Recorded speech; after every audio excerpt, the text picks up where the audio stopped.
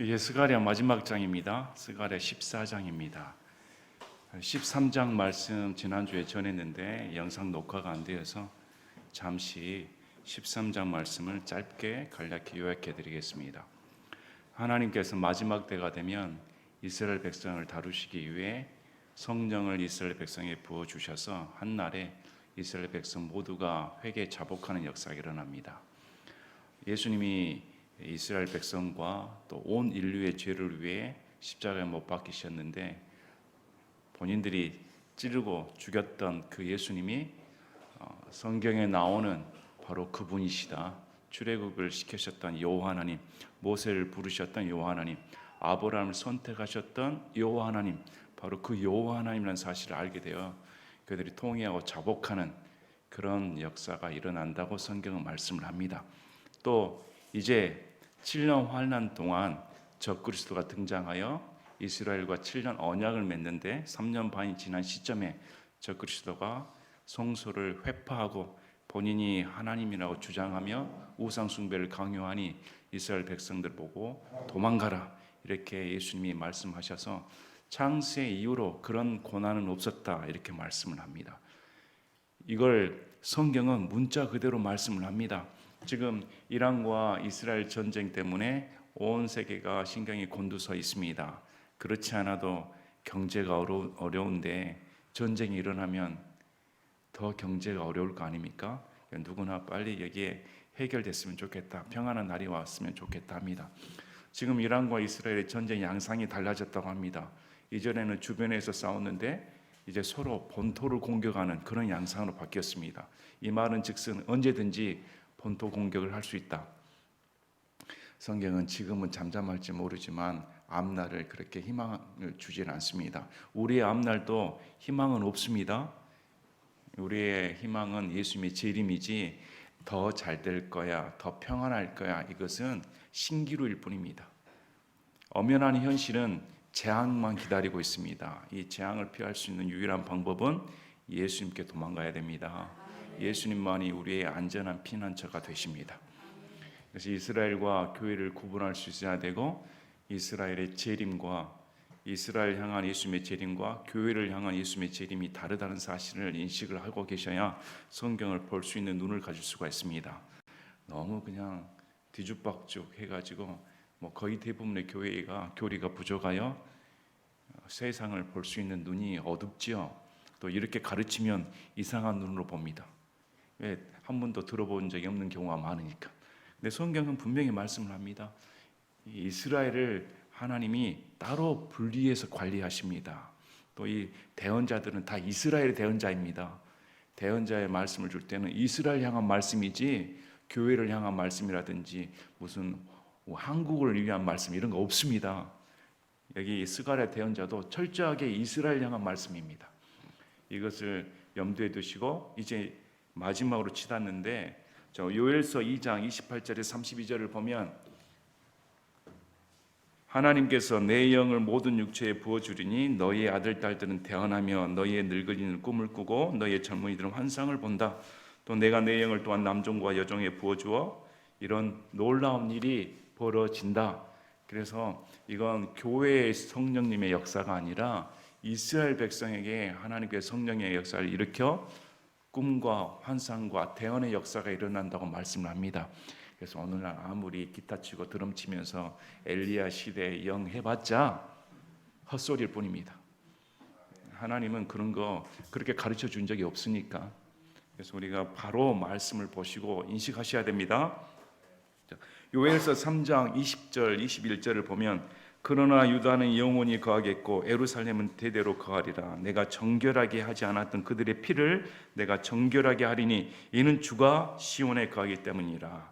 그래서 13장 1절 말씀과 같습니다. 그날의 죄와 더러움을 씻기 위한 셈이 다윗의 집과 예루살렘 거주 주민들을 위해 열리리라. 그래서 하나님께서는 죄 문제를 반드시 해결하십니다. 백성들이 거룩해야 하나님과 함께 할 수가 있습니다. 이스라엘 백성들의 죄와 더러움을 하나님께서는 씻겨주신다. 그리고 그들과 함께 하시겠다고 성경은 말씀을 하시는 것입니다. 그래서 이 7년 환난의 때에 들어가면 이스라엘은 이전에 경험하지 못한 엄청난 고난을 당하게 됩니다. 히틀러에 의한 박해는 그냥 그건 비교할 수가 없습니다. 그래서 에레미야 30장 6절 7절을 보면 에레미야 대언자를 통해 야곱의 고난에 대해 말합니다. 이제 너희는 묻기를 남자가 아이를 베어 상고를 겪느냐 하고 또 알아보라.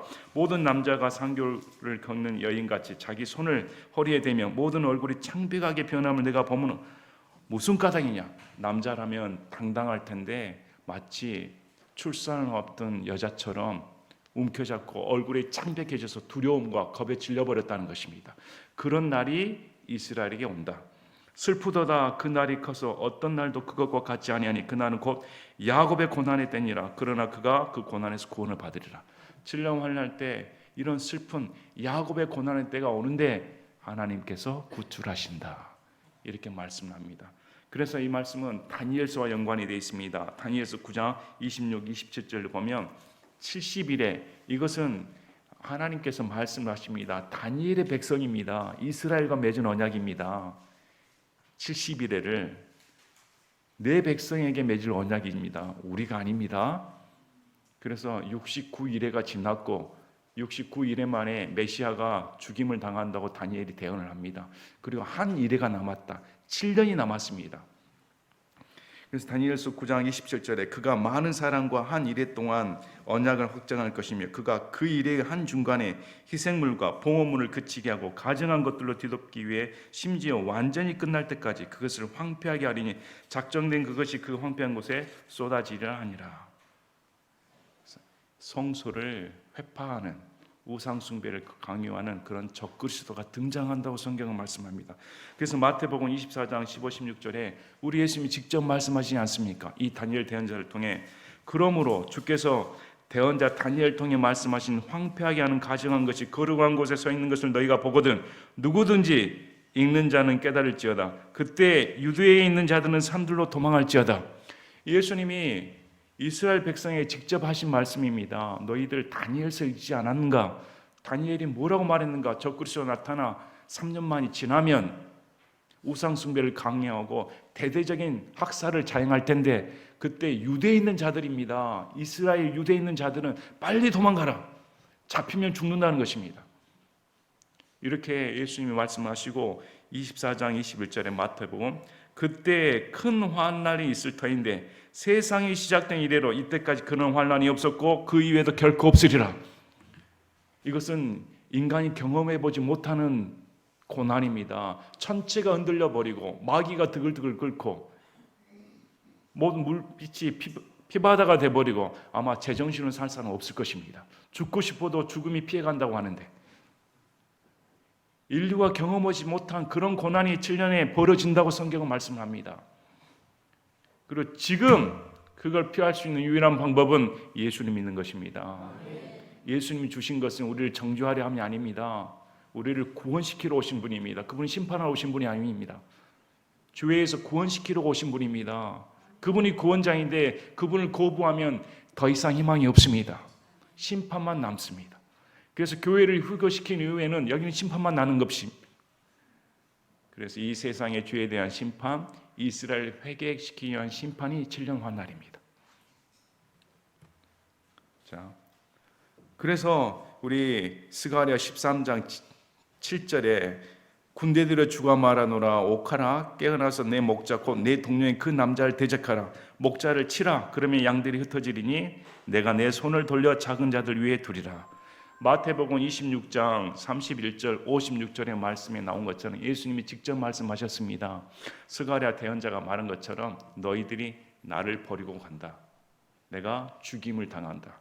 목자가 죽임을 당합니다. 그 성경에 분명히 하나님께서 내 동료인 그 남자 누구를 말합니까? 예수님입니다. 그래서 예수님의 죽으심을 미리 500년 전에 말씀하셨습니다. 그래서 예수님이 죽으신 후에 어떤 일이 벌어지는가? 7년 환난 동안 8절 주가 말하노라 그 온 땅에서 그 안에 3분의 2는 끊어져 죽을 것이요 3분의 1만 그 안에 남을 것인데 전체 이스라엘 백성의 3분의 2가 죽임을 당한다. 3분의 1만 남는다고 성경은 말씀합니다.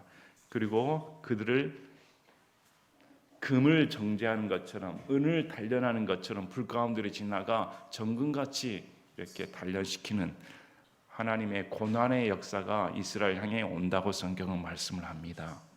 이 말씀은 그대로 우리가 있는 그대로 이해를 하시면 됩니다. 이게 무슨 어렵습니까? 우리가 어렵다고 느끼는 이유가 상상을 하기 때문입니다.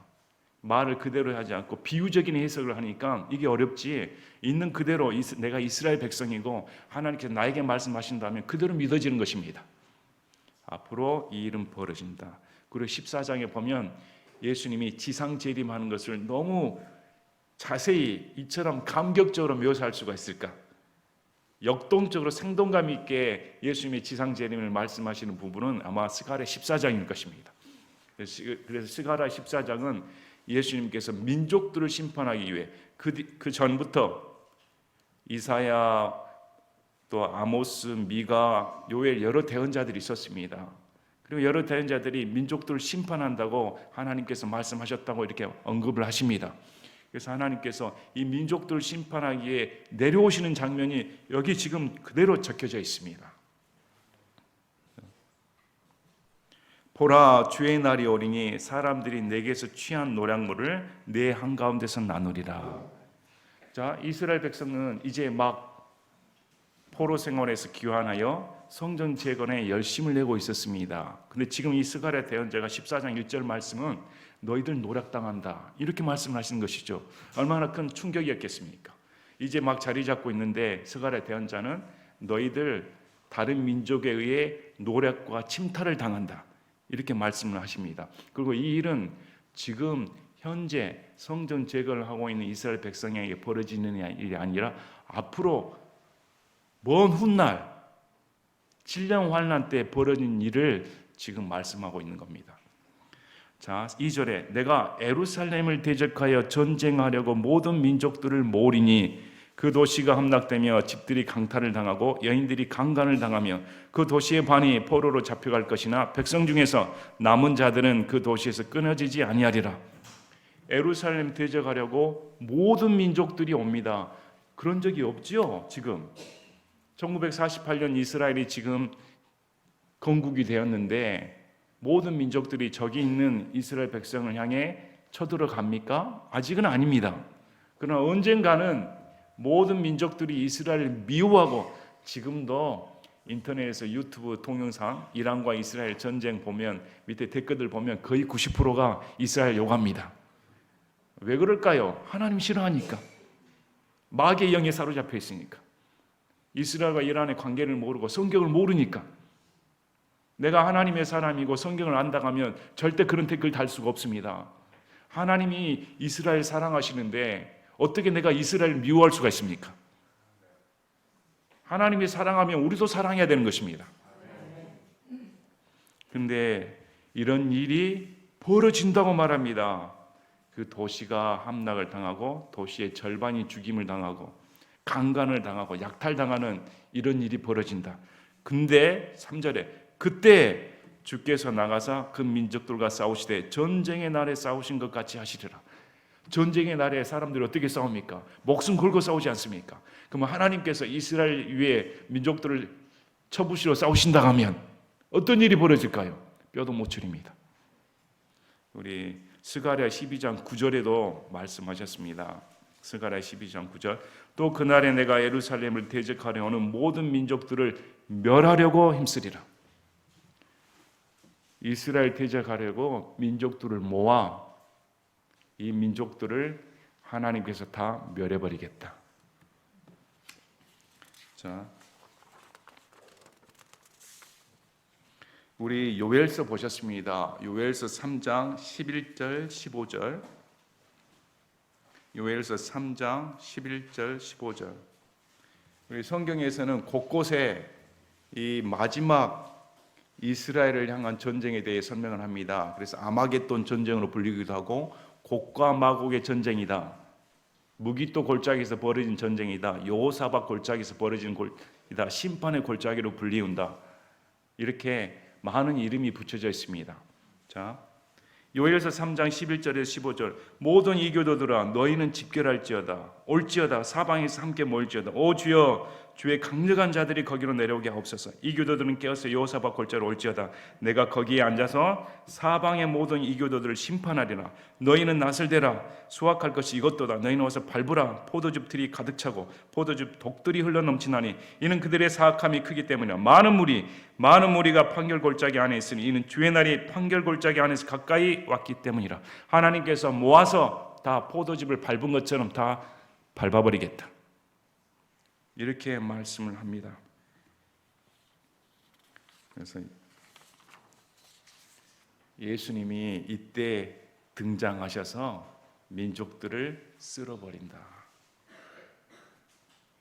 이스라엘 저 조그만 나라가 어떻게 저렇게 막강하게 휘둘릴 수가 있을까? 참 대단한 나라 아닙니까? 자기 자국민을 보호하기 위해 참 대단한 나라라고 생각합니다. 그들은 신앙이 있습니다. 신앙 중심의 공동체입니다. 그들은 메시아를 기다리고 있습니다. 또 성전을 짓고자 하는 열심이 있습니다. 제3전이 지어지면 끝나는 것입니다. 그런데 이렇게 곡과 마곡의 전쟁에 대해 에스겔서 말씀을 하시는데, 이런 일이 벌어지면 우리 예수님께서 지상 재림을 하십니다. 이스라엘 백성을 위해.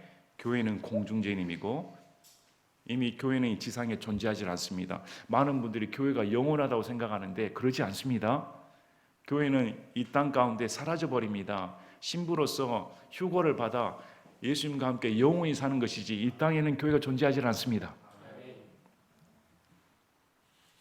우리 계시록 19장 11절에 보면 예수님이 지상 재림을 하십니다.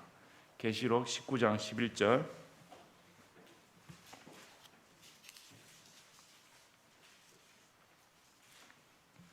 하늘이 열린 것을 보았습니다. 보라, 흰말이라. 그 위에 타신 분은 신실하신 분, 참되신 분이라 불렸으며 그분은 의로 심판하시고 전쟁을 하시느니라.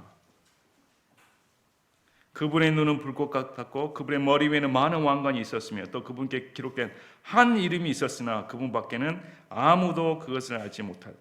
또 그분께서 피에 담근 옷을 입으셨는데 그분의 이름은 뭐라고 나옵니까? 하나님의 말씀이라. 예수님의 이름은 무엇입니까? 하나님의 말씀입니다. 하늘에 있는 군대들이 희고 깨끗한 고운 암화포 옷을 입은 채 흰 말들을 타고 그분을 따르더라. 그분의 입에서 예리한 검이 나오므로 그분께서 그 검으로 누굴 칩니까? 민족들을, 이스라엘 대적하는 민족들을 치시고 친히 쇠막대기로 그들을 다스리며 또 친히 전능자 하나님의 맹렬한 진노의 포도즙 틀을 밟으시리라. 다 밟아버리겠다. 그분께서는 자신의 옷과 납작다리에 왕들의 왕, 주들의 주라고 기록된 한 이름을 가지고 계시느니라. 그분이 왕들의 왕, 주들의 주이시고 이스라엘로 재림하셔서 민족들을 심판하시는 유일한 하나님이시다. 이렇게 성경은 말씀을 합니다. 그래서 마가복음 13장 24절 26절에도 예수님께서 말씀하시죠. 마가복음 13장 24절 26절, 그러나 그 날들의 큰 환난 뒤에 해가 어두워지고 달이 자기 빛을 내지 아니하며 하늘의 별들이 떨어지고 하늘에 있는 권능들이 흔들릴 것이며 그때 그들이 사람의 아들이 큰 권능과 영광을 가지고 구름들 가운데서 오는 것을 보리라. 모든 민족들이, 지구상에 가는 모든 사람들이 예수님께서 큰 권능과 영광을 가지고 구름들 가운데서 오는 것을 본다고 성경은 말씀합니다. 예수님의 지상 재림입니다. 그래서 4절을 보면 좀 가슴이 뭉클해지지 않습니까? 그날에 그분의 발이 예루살렘 앞 동쪽에 있는 올리브산 위에 서실 것이요. 사도행전 1장에 그대로 말씀합니다. 올리브산에서 승천하시는 예수님 보고 제자들이 멍하고 있으니까 천사들이 본 그대로 온다. 본 그대로 올리브산으로 내려오신다. 그래서 올리브산이 그것의 한가운데서 동쪽과 서쪽으로 갈라지면 그분의 발이 올리브산에 있자마자 지각 변동이 일어나 버립니다. 올리브산이 갈라져 버리고 골짜기가 생기고 산의 반은 북쪽으로 남쪽으로 이동해져 버립니다. 지각 변동이 예루살렘에 벌어집니다. 그분이 재림하시자마자 너희가 그 산들의 골짜기로 도망하리니, 와, 이건 뭐 예수님이 오시자마자 지갑병도 일어나 버리니 얼마나 환란이 큰 혼돈스러울까요? 두려움이 임할까요? 그래서 골짜기로 도망간다고 말합니다. 그 산들의 골짜기가 아살까지 뻗어나갈 것이며, 아살의 위치는 지금 잘 알려졌지 않습니다. 참으로 너희가 도망하되 유다 왕 우시야 시대의 지진 앞에서 그것을 피해 도망할 것이기 때문에 같이 된다. 우시야 시대의 지진은 아모스 1장 1절에 언급되어 있습니다. 아마 큰 지진이었다고 추정이 됩니다. 그래서 그런 큰 지진이 오니까 그처럼 너희들이 도망가게 된다. 또 주 내 하나님께서 오실 것이요 모든 성도들이 너와 함께하리라. 하나님께서 오신다고 말합니다. 이 주 내 하나님은 누구로 말합니까? 지금 예수님입니다. 지금 이스라엘 백성들은 주 내 하나님 할 때 누구로 알고 있습니까? 여호와 하나님입니다. 근데 지금 스가랴 대언자는 누구로 말합니까? 그 재림하신 분이 예수님이 여호와 하나님이시다. 그리고 모든 성도들과 함께 온다. 저와 여러분이 오는 것입니다. 옆에 분 보시기 바랍니다. 옆에 분 보시면 절대 이 모습이 아닙니다. 절대 이 모습이 아닙니다. 솔직히 이것은 내 모습이 아닙니다. 진짜 내 모습은 하나님과 함께 그리스도의 영광스러운 몸입니다. 그리스도의 영광스러운 몸이 진짜 내 모습이지, 지금 나는 가짜입니다. 여러분은 가짜를 보고 계십니다. 진짜는 그리스도의 영광스러운 몸과 같이 변화된다. 그리고 그분과 함께 내려오는 것입니다. 고향 방문하는 것입니다. 고향 어떻게 잘 지내고 있나? 자, 그날의 빛은 밝지도 아니하고 어둡지도 아니할 것이며, 전체가 빛을 상실해 버립니다. 우리 크고 두려운 날, 해와 달이 어두워지고 별들이 빛을 내는 거 잃어버린다. 뭐 이사야 대언자들이 즐겨 쓰는 표현이었습니다. 흔히 나오는 표현입니다. 천체가 정지돼 버립니다. 하늘과 달의 기능이 상실돼 버립니다. 왜 그럴까요? 빛이 필요 없으니까. 예수님이 빛된 예수님이 나타나기 때문에 해와 달의 기능이 필요 없습니다. 그래서 그것은 주께서 하실 한 날터인데 낮도 아니요 밤도 아니니라. 그러나 저녁 때에 그것이 빛이 되리라. 낮을 비추기 위해 태양이 필요 없으며 밤을 비추기 위해 달이 필요 없습니다. 이렇게 천체가 변화가 일어나 버리는 그런 일이 벌어집니다. 또 그날의 생수가 예루살렘에서 나가되 그것의 반은 앞바다로 그것의 반은 뒷바다로 나갈 것이요 여름에도 겨울에도 그러하리라. 가뭄 걱정하지 말라. 생수입니다. 숨을 쉬는 물입니다. 우리 에스겔서 47장 1절에 12절에 보면 이 물들이 성소에서 흘러나온다고 합니다. 언급이 되어 있습니다. 그래서 사해까지 가는데 죽어있던 생물들이 이 물들이 지날 때 소생하는 그런 역사가 일어납니다. 성소에서, 예루살렘 있는 성소에서 이 생수가 흘러나와 이렇게 곳곳에까지 넓게 펼쳐지는, 여름과 겨울과 상관없이, 계절과 상관없이 1년 내내 흘러가는 그런 복된 날이 온다.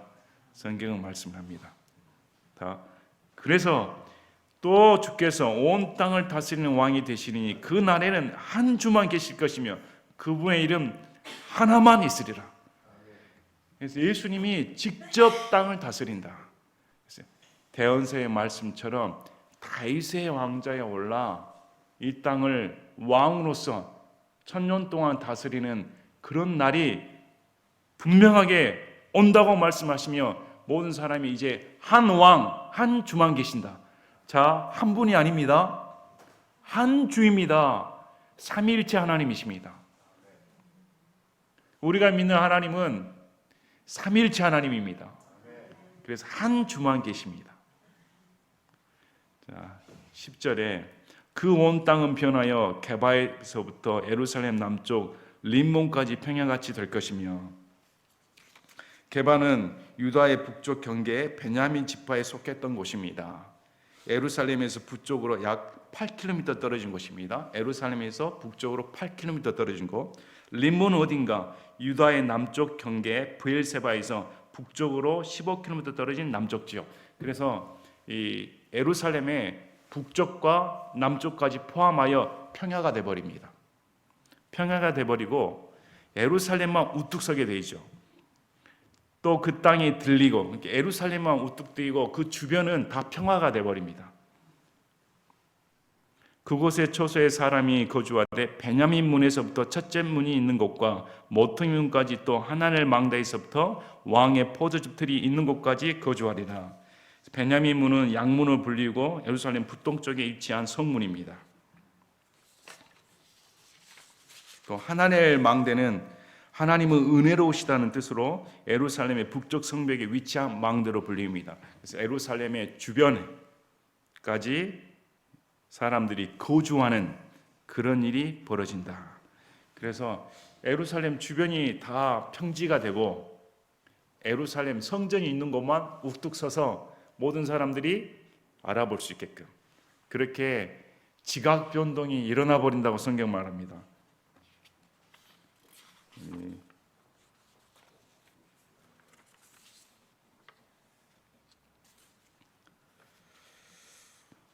자, 11절에 사람들이 그곳 안에 거할 것이요 다시는 완전한 멸망이 있지 아니하겠고 예루살렘의 사람이 안전히 거주하리라. 하나님께서 직접 예루살렘에 입성하셨기 때문에 더 이상 불안, 공포, 침략을 당한다는 것, 가뭄, 기근, 환란, 천재지변 이런 건 없습니다. 이제 모두가 다 평안하게 안전히 거하는 그런 날이 온다. 이렇게 이스라엘 백성에게 지금 다시 소망을 주십니다. 그럼 이스라엘 백성들은 이 말씀을 믿어야 합니다. 앞으로 이런 일이 벌어진다는 것을 믿어야 됩니다. 우리도 성경을 잘 배우고 연구하셔야 됩니다. 하나님께서는 우리에게 성경을 연구하라고 명령을 내리셨습니다. 근데 연구는 안 하고 그냥 이걸 그냥 하나의 그냥 액세서리로 생각하시는지 성경만 들고 다니는 것이지 성경 안에 있는 내용을 하나도 모릅니다. 교회를 다니는 이유가 뭡니까? 성경 연구하러 다니셔야 됩니다. 교회에 와서 성경을 배우고 말씀을 배우고 내 신앙을 점검해보고 인류의 역사가 어떻게 되는지 살펴보고 날마다 북치고 장구치고 하다가는 망하는 것입니다. 자, 그래서 12절에 주께서 예루살렘과 싸운 모든 백성들을 치실 때 내리실 재앙이 이러하니 이제 소상히 말씀을 하시죠. 예루살렘 대적하러 오는 민족들을 치실 때 어떤 일이 벌어지는가? 그들이 발로 설 때 그들의 살이 소멸되고 그들의 눈이 그들의 눈구멍 속에서 소멸되며 그들의 혀가 그들의 입 속에서 소멸될 것이며 눈, 혀, 살이 녹아버린다는 것입니다. 어떤 재앙인지 모르겠습니다. 그런데 많은 이제 사람들이 이건 핵전쟁 아닌가 이렇게 추정입니다. 예수님께서 직접 재앙을 내리셔서 이 민족들이 녹아져 내려버리는 끔찍한 일 아닙니까? 자, 이 예수님의 심판은 예의 없이 끔찍한 일입니다. 많은 분들이 예수님의 사랑 하는데 다시 오시는 예수님은 사랑의 예수님이 아닙니다. 다시 오시는 예수님은 심판의 예수님입니다. 또 그날에 주께서 그들 가운데 큰 소동을 내리심으로 그들이 각각 자기 이웃의 손을 붙잡을 것이요 각 사람의 손이 자기 이웃의 손을 대적하여 일어날 것이며 주께서 소동을 일으키시니까 자기들끼리 싸워 죽는다. 또 유다도 예루살렘에서 싸우리라. 사방에 있는 모든 이교도들의 재산 곧 은과 금과 의복이 심히 풍성하게 함께 거두어질 것이요 전리품을 얻습니다. 전리품을 얻는데 우리 에스겔서 39장을 보면 곡과 마곡의 전쟁에 대해 말씀을 합니다. 마지막 때 이스라엘을 향해 쳐들어오는 곡과 마곡의 전쟁이 있는데 거기 39장 9절을 보면 이스라엘 백성들이 쳐들어온 곡과 마곡의 무리들을 그 무기들을 태우는데 얼마 걸릴 것 같습니까? 무기들 때문에 7년이 걸립니다. 그 무기들만 불태우는데 7년이 걸리고 39장 11절에 보면 그 시체들, 곡과 온 무리들을 시체들을 땅에 묻는데 얼마 걸립니까? 7개월이 걸립니다.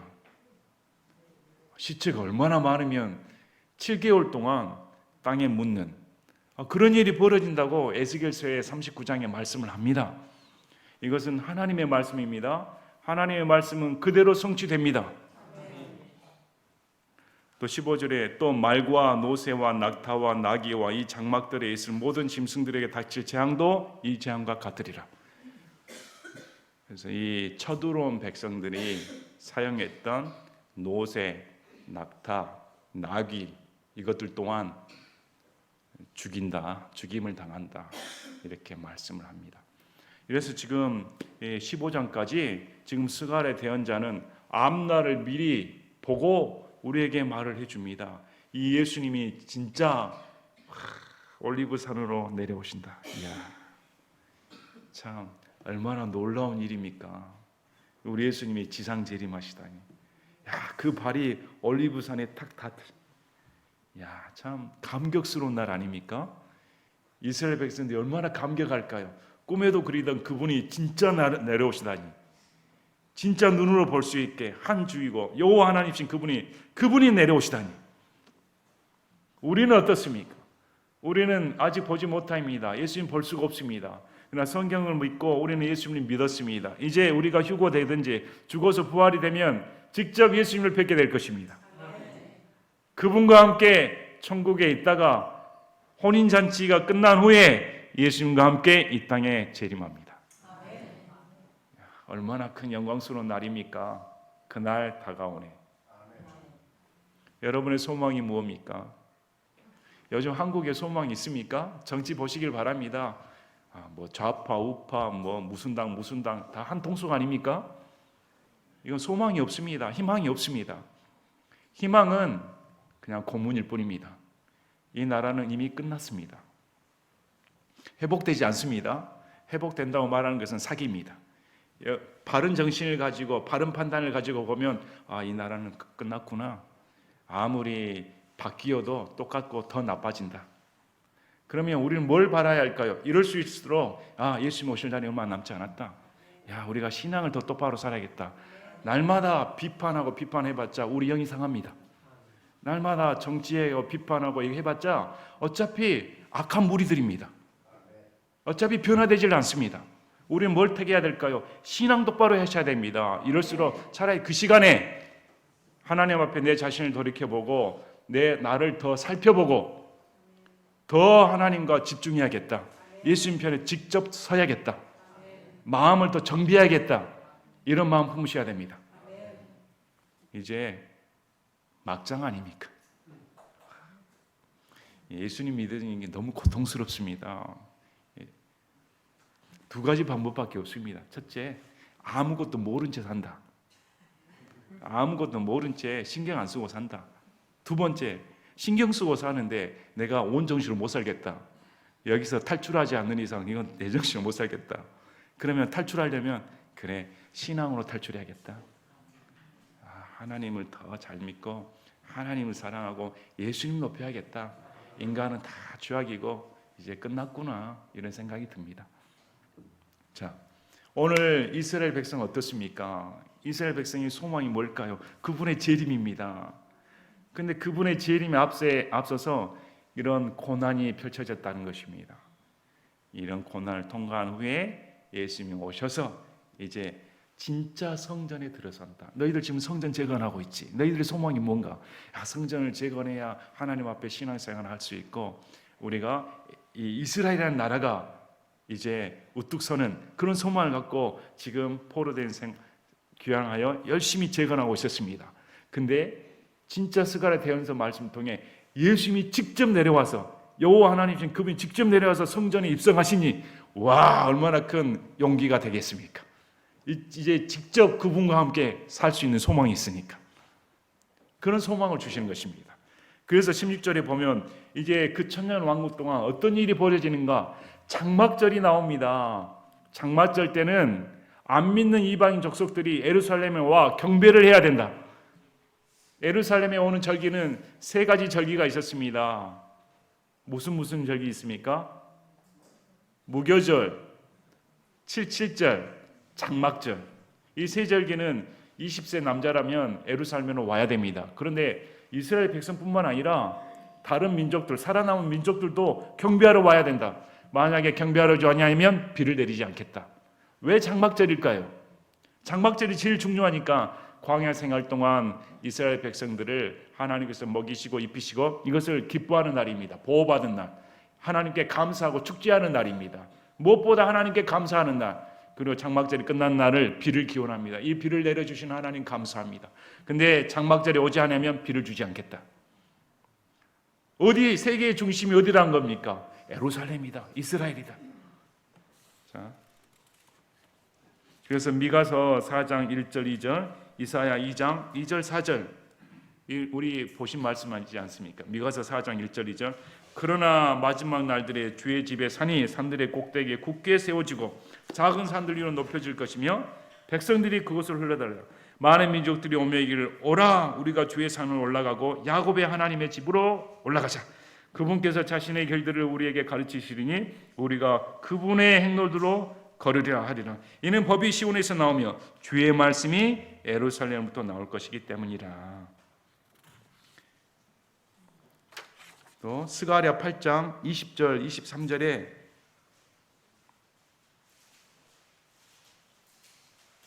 스가랴 8장 20절 23절에 23절 군대들아 주가 이같이 말하노라. 그 날들에 민족들의 모든 언어들 중에서 10사람이 나와서 붙을 때 곧 유대인인 사람의 옷자락을 붙들고 말하기를 우리가 너희와 함께 가리니 하나님께서 너희와 함께 계심을 우리가 들었노라 하리라 하시니라. 많은 민족들이 이스라엘 백성들을 붙잡고 하나님께서 너희와 함께하는 걸 우리가 들었다. 같이 예배드리러 가자. 이렇게 애걸하는 일이 벌어집니다. 놀랍지 않습니까? 이렇게 하나님 마지막 때가 되면 천년왕국 동안 이스라엘로 민족들이 와 예루살렘 성전에서 경배하는 그런 일이 벌어진다. 얼마나 거룩한 건지 20절 21절 보면 그 날에는 말방울들의 주께 거룩한 것이라 새겨질 것이요 주의 집에 있는 솥들은 제단 앞에 대접들과 같을 것이며 참으로 예루살렘과 유다의 모든 솥이 군대들의 주께 거룩한 것이 되리니 희생물을 드리는 모든 자들이 와서 그 솥들 중에서 취해 그 안에서 고기를 삶으리라. 그 날에는 군대들의 주의 집에 더 이상 가나안 사람이 있지 아니하리라. 솥단지만 봐도 이 솥단지가 예물을 드리는 그런 일이다. 여러분 밥솥이 거룩하다. 참 이런 놀라운 일이 벌어진다. 그리고 더 이상 가나안 사람 없다. 우상 숭배자는 존재하지 않는다. 더 이상 우상 숭배자는 없고 모두가 다 하나님께 경배하는 그 솥단지까지 거룩하게 되는 그런 일이 벌어진다. 성경은 우리에게 말씀을 합니다. 그래서 이 소망의 하나님, 이스라엘 백성 가운데 이 소망의 하나님을 스가랴 대언자를 통해 하나님 대언의 말씀을 주십니다. 반드시 내가 너를 찾아간다. 자, 우리 공중재림을 앞두고 있습니다. 공중재림은 우리가 예수님을 찾아가는 거 아닙니다. 우리가 예수님을 맞이하러 오는 거 아닙니다. 예수님께서 여러분을 맞이하기 위해 직접 내려오십니다. 우리를 맞이하기 위해 그 고귀하신 분이 하나님이신 그분이 우리 한 사람 한 사람을 데려오시기 위해 그 먼 거리, 셀 수도 없는 그 먼 거리를 순식간에 달려오셔서 공중에서 우리를 낚아채 올리십니다. 이것이 우리의 소망입니다. 그날은 성경에서 말씀하신 것처럼 반드시 이루어진다. 아멘. 오늘 이번에 스가랴 말씀을 살펴보았습니다. 1장부터 14장까지 잘 익혀지지 않는 말씀인데 우리 말씀을 보았더니 개념이 조금 잡히셨나요? 이스라엘 향한 하나님의 계획이 이러하시구나. 또 이런 이스라엘 향한 소망의 하나님이 내가 믿는 하나님이시구나. 그리고 그분은 그 약속을 신실하게 성취하신 분이시구나. 아무리 이스라엘이 반역을 하고 하나님께서 몇 번이고 내치시고 버리려고 작정하셨어도 뜻을 돌이켜서 이스라엘을 향한 언약 때문에 그 언약을 성취시키는 그 아버지의 마음, 이스라엘을 버릴 수 없는 애타는 그 마음, 그 간절한 마음이 잘 녹아져 있습니다. 그래서 우리는 하나님의 사랑을 절대 의심해서는 안 됩니다. 내 형편을 보고 내 지금 모습을 보고 나 스스로 나를 판단하고 정죄하고 그러기 일쑤인데 절대 그러지 마시길 바랍니다. 하나님은 우리를 그렇게 보시지 않습니다. 하나님께서 우리의 형편에도 불구하고 우리의 행위에도 불구하고 여전히 우리를 사랑하는 이유가 뭡니까? 피의 언약 때문에, 예수님의 피 때문에 우리의 모습과 상관없이 여전히 우리를 받아주십니다. 그분이 나의 하나님이시다. 믿으시고 소망의 하나님께 우리의 소망을 두는 저와 여러분이 되시기를 진심으로 바랍니다. 자, 기도하고 마치겠습니다.